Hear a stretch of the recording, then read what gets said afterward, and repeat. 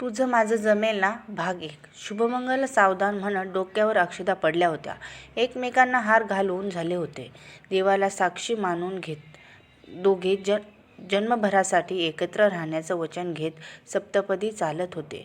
अविनाश आणि नीता आज समाजासाठी लग्नबंधनात अडकत होते.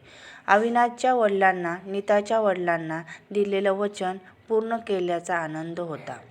पण अविनाश आणि नीता मात्र आपल्याच विश्वात होते, आपल्याच विचारात. 1 महिन्यापूर्वी यशवंत देसाई म्हणजे नीताचे बाबा अचानक कोणाच्या ध्यानीमनी नसताना हे जग सोडून गेले.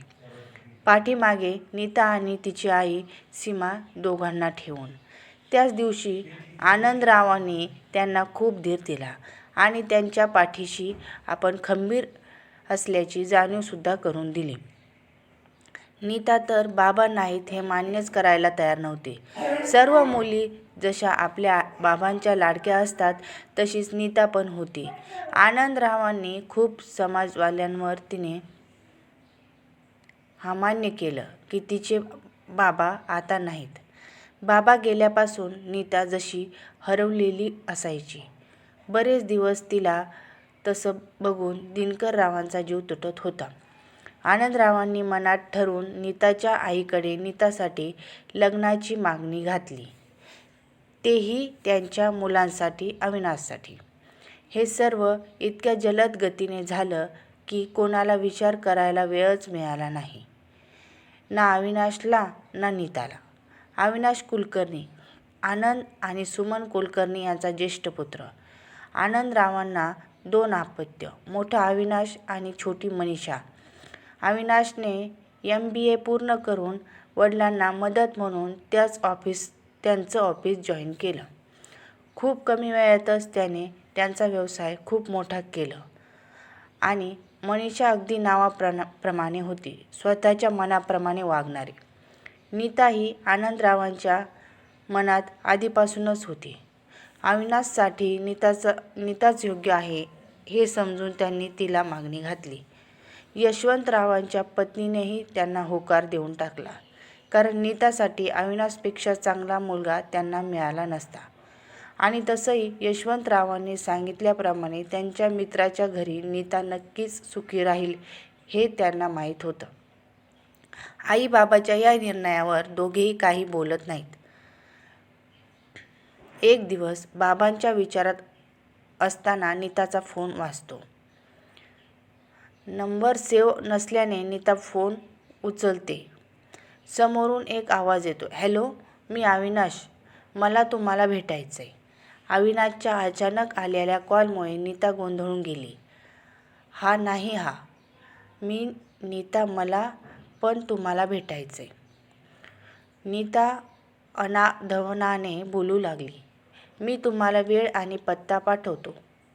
नीता काही बोलणार त्याआधी अविनाशने फोन ठेवला होता. हा असा काय म्हणत ती पुन्हा विचार करत बसते. लगेचच अविनाशचा मेसेज नीताला येतो. एका कॅफेचा पत्ता आणि वेळ असते. नीता ते बघून फोन ठेवून पुन्हा आपल्या विचारात जाते. इथे अविनाशसुद्धा त्याच्या विचारात असतो.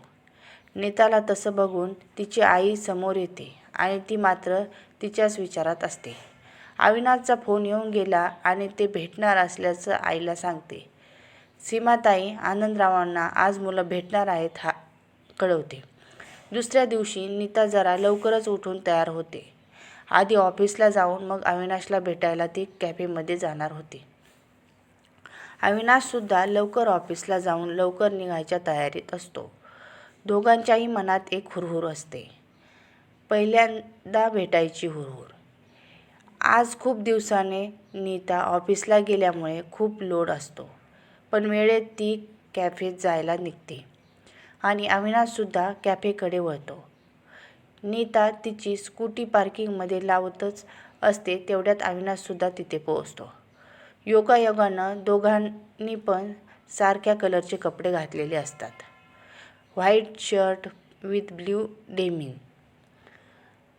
उंच, गोरा, स्मार्ट शूज, ब्लॅक वॉच, डोळ्यांना गॉगल. कोणाचंही लक्ष सहज जाईल असा होता. नीता त्याला बघतच राहते. इथे नीतासुद्धा खूप सुंदर दिसत असते. White shirt, blue denim with blue shoes, हातात व्हाईट वॉच, ओठांना हलकी गुलाबी लिपस्टिक खूप आकर्षक दिसत होती. डोळ्यांवर गॉगल असल्यामुळे तिचे डोळे अविनाशने पाहिले नव्हते. त्याला बघून ती गॉगल काढते आणि अविनाशकडे बघते. नीताच्या डोळ्यात अविनाश हरवून जातो. हिरवे डोळे, त्यात काजळ, चित्रकाराने काढावं असं होते. अविनाश तिला बघत असताच उभा राहिला होता. तेवढ्यात बाजूला हॉर्न वाजतो आणि दोघांची तंद्री तुटते. दोघे पण खाली मान घालून इकडे तिकडे बघायला लागतात. अविनाश हात पुढे करत हाय करतो. नीतासुद्धा तसंच करते. दोघेही कॅफेमध्ये जाऊन बसतात. अविनाशचा ओळखीचा कॅफे असल्याने त्याला ऑर्डर द्यायची लागत नाही. दोघे जरा अवघडल्यासारखेच होते. अविनाशने खुणेनेच ऑर्डर दोघांसाठी केली होती. कॅफेमध्ये खूपच प्रसन्न वातावरण होतं. म्हणूनच काही वेळात दोघेही जरा रिलॅक्स झाले. ऑर्डर येईपर्यंत अविनाश नीताकडे पाहत होता, पण नीता मात्र अविनाश काही बोलतोय का याचा विचार करत होती. ऑर्डर आली तशी अविनाशने डोळ्यांनीच नीताला कॉफी घेण्यास सांगितलं. तुला हे लग्न मनापासून करायचं आहे ना? अविनाशच्या प्रश्नाने नीता गोंधळून गेली. हो, म्हणजे नाही ते. सगळं खूप घाईत होतंय असं वाटतंय. नीता खाली मान घालूनच बोलत होती. तुम्ही अशाच गोंधळलेल्या असता का? अविनाश कॉफीकडे बघत बोलतो. मला एवढ्यात लग्न नाही करायचं, नीता बोलते आणि अविनाश चमकून तिच्याकडे बघतो. बाबा गेल्यावर हे असं काहीतरी काकांच्या मनात असेल असं मला वाटलं नव्हतं. माझी स्वतःची ओळख झाल्यावरच मी लग्न करेन असं बाबांना सांगितलं होतं. पण अचानक हे असं काही झालं आणि मी गोंधळले. माझा तुम्हाला नकार अजिबात नाही, फक्त मी मेंटल तयार नाही, नीता बोलत होती आणि अविनाश तिच्या डोळ्यात हरवला होता. ती काय बोलते हे त्यानं ऐकलंच नाही. तिचं बोलून झाल्यावर तिने एकदम खाली पाहिलं आणि अविनाशने त्याची नजर तिच्यावरून हटवली. नीता पुन्हा तेच म्हणाली जे ती मगाशी म्हणाली होती. अविनाश खाली मान घालून ऐकत होता. माझी एकच विनंती आहे, तुम्ही लग्नाला नकार द्या. काकांनी खूप केले आमच्यासाठी. मला त्यांना हे असं सांगता येणार नाही. प्लीज, नीता म्हणाली. मी पण तुम्हाला हेच सांगण्यासाठी आलो होतो. जसा तुमचा नकार आहे तसाच माझाही नकार आहे या लग्नाला. मी बाबांच्या विरोधात जाऊ शकत नाही. म्हणून तुम्ही प्लीज तुमच्याकडून नकार कळवा. अविनाशच्या या बोलण्यावर नीता गोंधळून त्याच्याकडे बघते. अविनाश तिच्याकडे बघायचा टाळत होत असतो. दोघेही काही न बोलता जायला निघतात. अविनाश पुन्हा हात पुढं करतो, बाय करतो, पण नीता हात पुढं न करता तशीच बाय करून निघून जाते. सुंदर मुलींना ॲटिट्यूड असतोच असं म्हणत अविनाशसुद्धा घरी जातो. काय म्हणाल्या सुनबाई आमच्या? आनंदराव असं म्हणताच अविनाश जागीच थांबतो. काय बोलणार असं विचार करेपर्यंत ते त्याला जवळ घेतात आणि पाठीवरून थोपटतात.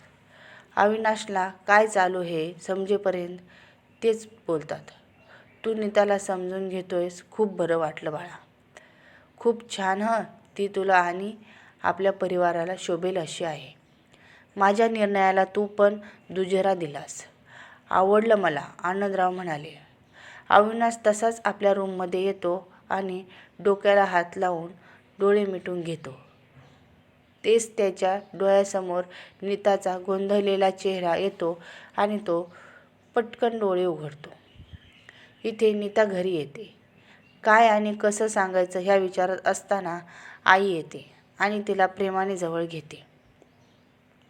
मला माहीत आहे तुला अविनाशला पटकन स्वीकारणं कठीण जातंय, पण बाळ, तुझ्या बाबांचं स्वप्न होतं आणि काकांच्या घरी परकेपणा जाणवणार नाही तुला.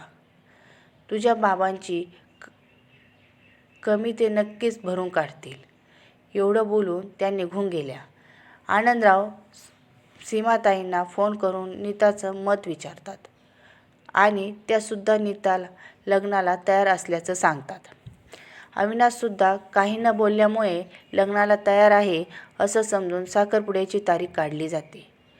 दुसऱ्या दिवशी सकाळी आनंदराव त्यांच्या सौसोबत नीताला भेटायला येतात. ते अचानक जे आल्याने सीमाताई गोंधळून जातात. पण सुमनताई त्यांना मात्र छान समजून घेतात आणि घरचीच मानत आहोत तर फॉर्मॅलिटी कशाला म्हणून शांत बसवतात. अविनाश गाडी पार्क करून नीताच्या घरी येतो. हे सर्व अचानक आल्याने नीता घरच्या अवतारातच तिच्या रूममध्ये ऑफिसचेच काम करत बसलेली असते.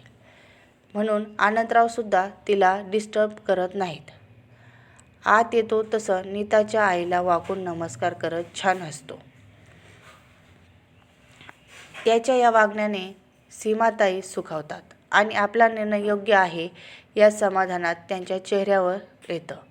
अविनाशच्या वागण्याने सीमाताईचं नव्हे तर आनंदरावांना पण बरं वाटतं. सीमाताई सर्वांच्या चहा नाश्त्याची तयारी करायला गेल्या होत्या. मदत म्हणून सीमाताईंना पण गेल्या. आनंदराव आणि अविनाश दोघे हॉलमध्ये बसलेले होते. तेवढ्यात वरच्या रूमचा दार उघडल्याचा आवाज आला आणि दोघांनी पण वर पाहिलं. तेच नीता हातात लॅपटॉप घेऊन बाहेर येताना दिसली. Black top, grey track pant, कानात हेडफोन, हातात लॅपटॉप, डोळ्यावर चष्मा, अस्ताव्यस्त केस, पण तरी खूप रेखीव दिसत होती. अविनाश तिला तसं बघून उठून उभा राहिला. बाबा सोबत आहेत हे विसरून तो एकटक तिच्याकडे बघत होता. नीता मात्र आपलाच विश्वास कोणाशी तरी बोलत होती. तिचं लक्षच नव्हतं. तिचा कॉल संपला तसा तिने हातातच लॅपटॉप बंद केला आणि खाली कोण आहे ते पाहू लागली. अविनाशला समोर बघून ती तिथेच थांबली आणि अविनाशला बघतच राहिली. योगायोगानं आज पुन्हा दोघे सेम होते. Avinash black shirt with grey formal पॅन्टमध्ये आला होता. फॉर्मलमध्ये तो खूपच हँडसम दिसत होता. अविनाश हात वर करून त्याने तिला हाय केलं आणि पळतच रूममध्ये गेली. तसा अविनाश भानावर आला आणि आपण नीताच्या घरी आहोत हे समजल्यावर इथे तिथे पाहू लागला. पण आनंदराव बाजूला नव्हते. तसा गप्पपणे खाली बसून त्याने मोबाईल काढला. नीताला सांगायला सीमाताई तिच्या रूममध्ये गेल्या तर नीता तयार होत होती. तिला बघून सीमाताईंना बरं वाटलं. पटकन मोठी झालीस बाळा म्हणत त्या बाहेर आल्या. नीताला थोड्या वेळ पूर्वीचा अविनाश आठवला जसा तो बघत होता. Please subscribe my new channel. Thank you.